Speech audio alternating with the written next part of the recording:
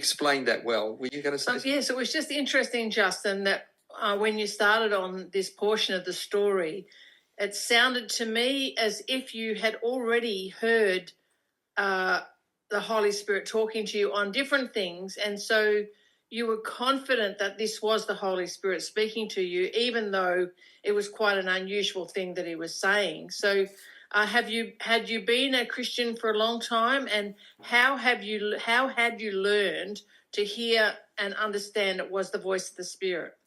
Yeah, that's a good question and a good statement. I will go into detail now a little bit about that.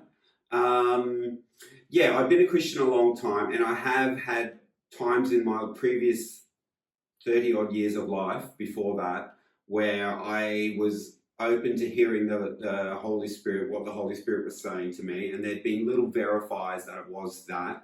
But I've also used the strong term of discerning everything based through a biblical lens. I knew the Bible, I knew God's character, I knew he wouldn't ask me to do anything that was inappropriate in a sense. And if I ever did do anything inappropriate under the Holy Spirit's leading, then that's an illustrator of God giving me grace in my exuberance in obeying him, that perhaps I've gone too far and perhaps done something inappropriate.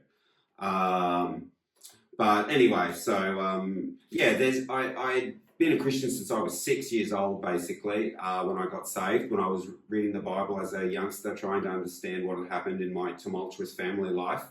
And at that point, and journeyed with the Lord for 30 odd years before that. And then, yeah, always sought God's guidance in the same way. Now, I'm not saying that I am, but always in a sense like David, I was after God's own heart behind all of my choices, and constantly reviewing where I'm at in life and what I'm going to do. Like, I spent some time there as a high school drama and English teacher, and I really felt hamstrung trying to share my faith in the public school environment, for instance, you know.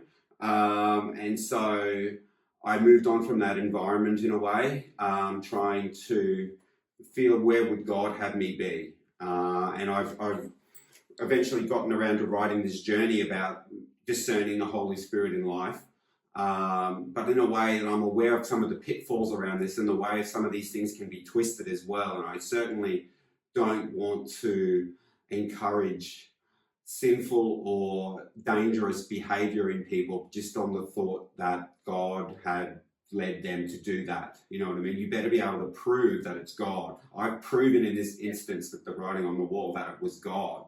So